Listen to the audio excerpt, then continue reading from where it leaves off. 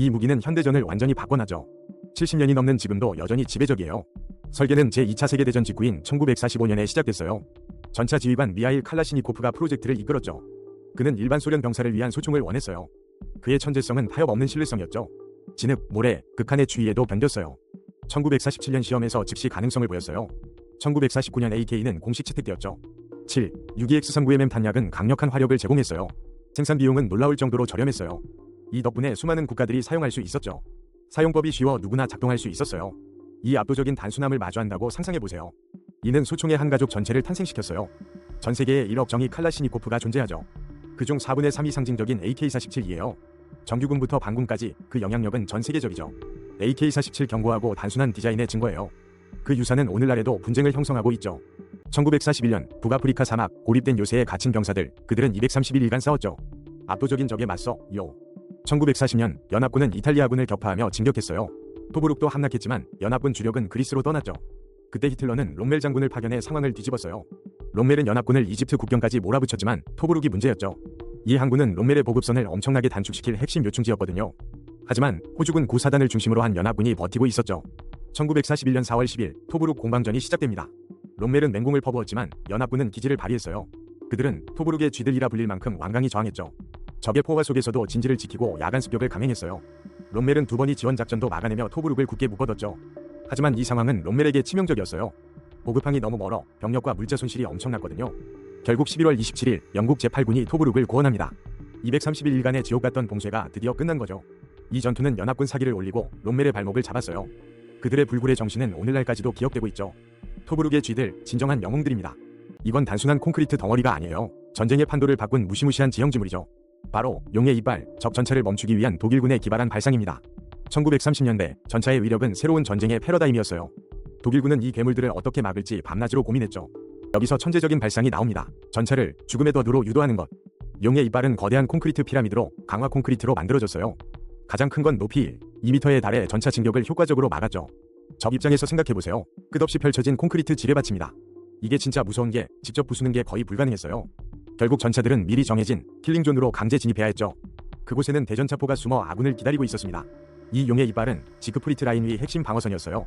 이 방어선은 무려 630km에 달하는 거대한 요새였죠. 연합군은 이 방어선을 돌파하는데 엄청난 대가를 치렀습니다. 그들의 진격 속도는 상상 이상으로 느려졌어요. 용의 이빨은 단순한 장애물이 아닌 심리전의 일부였습니다. 끝없는 콘크리트 벽은 적군의 사기를 꺾어버렸죠. 오늘날까지도 용의 이빨은 한반도 비무장지대 등 전 세계에 남아있습니다. 이것은 전쟁의 지혜이자 인간이 만들어낸 무시무시한 방어 예술입니다. 작은 콘크리트 피라미드가 바꾼 전쟁의 역사, 정말 놀랍지 않나요? 1914년 영국 해군은 최강의 함대였죠. 하지만 보이지 않는 공포가 다가왔습니다. 독일 SM-U9 잠수함, 당시엔 생소한 신무기였죠. 적이 그 존재조차 몰랐다는 게 진짜 무섭습니다. 1914년 9월 22일 새벽 U9은 벨기에 해안을 순찰 중이었어요. 그때 영국 해군의 아부키르, 호그, 크래시 세 척이 나타났죠. U9 함장 베디게는 이 기회를 놓치지 않았습니다. 그는 아부키르의 어뢰 2발을 발사해 침몰시켰습니다. 여기서 천재적인 발상이 나옵니다. 침몰함을 돕는 배는 표적이 되죠. 호그가 구조를 시작하자 U9은 다시 어뢰를 발사했어요. 두 번째 전함마저 10분 만에 가라앉아 영국군은 충격에 빠졌습니다. 이제 남은 크래시마저 구조를 위해 다가오고 있었어요. U9은 마지막 어뢰를 준비하며 조용히 기다렸죠. 그리고 또다시 정확히 명중, 크래시마저 침몰했습니다. 18분 만에 영국 전함 3척이 침몰하고 1459명이 사망했어요. 이것은 잠수함 시대가 왔음을 알리는 신호탄이었죠. U9의 활약은 전세계 해군 전술을 송두리째 바꿔놓았습니다. 수면 아래의 은밀한 사냥꾼, U9은 공포의 전설이 되었죠. 이 작은 배가 거대한 해군에 준 충격은 상상을 초월했습니다. U9은 단 한 번의 작전으로 전쟁의 판도를 바꾼 영웅입니다. 기원전 149년 로마는 카르타고에 상상 못할 요구를 해요. 모든 무기를 넘겨라, 그렇지 않으면 내 도시는 파괴될 것이다. 카르타고는 평화를 위해 무기를 줬지만 로마는 약속을 어겼죠. 거대한 로마군이 성벽을 둘러싸자 3년간의 지옥이 시작됩니다. 초반 로마는 계속 실패했어요. 카르타고의 방어는 견고했죠. 무패 신화의 로마군이 이렇게 고전할 줄은 아무도 몰랐어요. 이때 젊은 장교 스키피오 아프리카누스가 눈부신 활약을 펼칩니다. 그의 능력은 로마 시민들을 열광시켰고 파격적으로 사령관에 오르죠. 스키피오는 곧바로 공성전의 판도를 뒤집을 계획을 세웁니다. 여기서 천재적인 발상이 나와요. 바다를 막아버리자. 무려 4km에 달하는 거대한 방파제를 건설하기 시작한 거죠.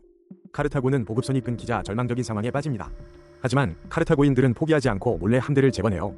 방파제를 뚫고 기습 출격, 로마군은 크게 당황했죠. 그러나 카르타고 함대는 퇴각 중 실수로 많은 배를 잃고 맙니다. 이후 로마는 항구에 거대한 벽돌 구조물을 세워 도시를 압도해요. 기원전 146년 로마는 총공격을 감행하며 도시를 파괴하기 시작합니다. 일주일간의 처절한 전투 끝에 도시는 완전히 폐허가 돼요. 그 어떤 것도 남기지 않았죠. 카르타고는 지도에서 지워졌습니다. 이는 로마의 잔혹성과 집념을 보여주는 섬뜩한 역사로 남았어요. 1627년 프랑스에서 거대한 도시 전체를 봉쇄하는 대담한 작전 라로셸 공성전이 시작됩니다. 12개월간 이어진 잔혹한 포위였죠. 당시 프랑스는 가톨릭과 개신교 위근호 간 종교 전쟁 중이었고 개신교의 주요 거점은 항구 도시 라로셸이었습니다. 루이 13세와 리슐리의 추기경은 이 요새를 반드시 함락하려 했어요. 하지만 라로셸은 철옹성 같은 방어력을 자랑했고 영국 지원군 때문에 해상에서 쉽게 함락하기 어려웠습니다. 여기서 리슐리의 천재적인 발상이 나옵니다. 그는 도시를 육지와 바다 모두에서 완전히 고립시키려 했어요. 무려 12km에 달하는 거대한 방벽 건설을 시작했죠. 토성, 참호, 11개 요새로 이루어진 이 방벽은 라로셸을 육지에서 완전히 차단했어요. 바다 쪽 봉쇄를 위해 프랑스군은 항구 입구에 1500m 길이의 거대 방파제를 건설했습니다. 강철빈과 돌로 만들어진 방파제는 영국 함대의 진입을 막았죠. 영국은 세 차례나 구원군을 보냈지만 모두 실패했고 육지와 바다가 모두 봉쇄되자 라로셸은 고립되어 결국 항복합니다. 이 공성전은 프랑스 절대왕정의 힘을 과시하는 상징이 되었고 거대한 방벽과 방파제는 당시의 경이로운 공성 기술을 보여주죠. 인간의 위지와 기술이 만나 만들어낸 역사의 위대한 순간이었습니다. 거대한 방벽과 방파제는 당시의 경이로운 공성 기술을 보여주죠. 인간의 위지와 기술이 만나 만들어낸 역사의 위대한 순간입니다. 400km 밖에서 당신을 지켜봐도 F-35는 절대 볼 수 없을 거예요. 이건 단순한 전투기가 아니죠. 보이지 않는 하늘의 지배자예요. F-35는 F-16을 대체했지만 그 능력은 차원이 다르죠. 가장 무서운 건 적 레이더에 잡히지 않는 스텔스 기능이에요. F-35A는 일반 활주로에서 이착륙하는 표준형이고요. F-35B는 수직 이착륙이 가능해서 항공모함 없이도 운용 가능해요. 그리고 F-35C는 거대한 항공모함에서 날아오르는 최강의 함재기죠. 적 입장에서 생각해보세요. 보이지 않는 적이 갑자기 나타나는 거예요. F-35는 단순히 싸우는 게 아니라 전장의 정보를 통합해요. 한 대의 F-35는 날아다니는 지휘소나 다름없죠. 미국뿐만 아니라 동맹국들도 이 괴물을 원하고 있어요. 하지만 개발 과정은 순탄치 않았죠. 비용 폭증과 지연이 계속됐어요. 그럼에도 불구하고 F-35는 미래 전장의 판도를 바꿀 핵심 무기예요. 적 방공망을 무력화하고 먼저 보고 먼저 타격할 수 있답니다. 이게 진짜 무서운데요. 적은 자기가 공격받는 줄도 모를 거예요. F-35의 네트워크는 아군에게 압도적인 정보 우위를 제공해요. 한 대가 적을 교란하면 다른 한 대가 치명타를 날리죠. F-35는 단순한 전투기가 아닌 미래 전쟁의 새로운 표준이에요. 이 스텔스 전투기는 계속 진화하며 하늘을 지배할 겁니다. 그 이름처럼 번개처럼 빠르고 강력하게 전장을 밝히겠죠. 여러분, 21년이나 이어진 전쟁을 상상할 수 있으세요? 이것은 단순한 포위가 아니라 인류 역사상 최장기 공성전이었죠. 1648년 오스만 제국은 베네치아의 요새 칸디아를 노렸습니다. 크레타 섬 수도였던 칸디아는 베네치아의 심장과 같았어요. 오스만은 7만 명, 베네치아는 단 3천 명의 병력이었죠. 상대 입장에서 생각하면 압도적인 숫자로 밀어붙였습니다. 하지만 베네치아는 바다를 이용한 보급으로 버텼어요. 오스만은 1만 5천 번의 포격으로 도시를 무너뜨리려 했죠. 수많은 참호와 갱도가 파여 도시 아래는 거대한 지하 전쟁터였어요. 양측 모두 수천 명씩 폭발과 붕괴로 사라졌습니다. 이 과정에서 무려 700만 개의 포탄이 발사되었죠. 이 1년간의 지옥 같은 시간 속에 10만 명 이상이 죽었습니다. 결국 보급 부족과 병력 소모로 베네치아는 항복할 수밖에 없었죠. 오스만은 승리했지만 그 대가는 상상을 초월했습니다. 10만 명이 넘는 병력을 잃고 막대한 국고를 탕진했죠. 칸디아 공성전은 오스만 전성기 끝을 알리는 신호탄이 되었습니다. 말 그대로 이 작은 도시 하나가 제국을 흔든 거예요. 21년의 지옥, 인류가 겪은 가장 긴 전쟁 중 하나였죠.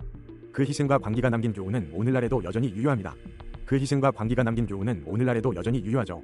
1552년 헝가리의 절망적인 순간이 찾아왔어요. 오스만 대군이 에게르성을 덮쳤죠. 병력은 17대 1이었어요. 당시 오스만 제국은 유럽의 공포 그 자체였답니다. 강력한 화력과 수십만 대군으로 유럽을 휩쓸었죠. 에게르성은 헝가리의 마지막 보루였어요. 함락되면 헝가리 전체가 위험에 빠지는 상황이었죠. 성 안수비대는 2천, 오스만은 3만 명 이상, 압도적 불리함이었어요. 병력과 장비 모두 절대적으로 불리했죠.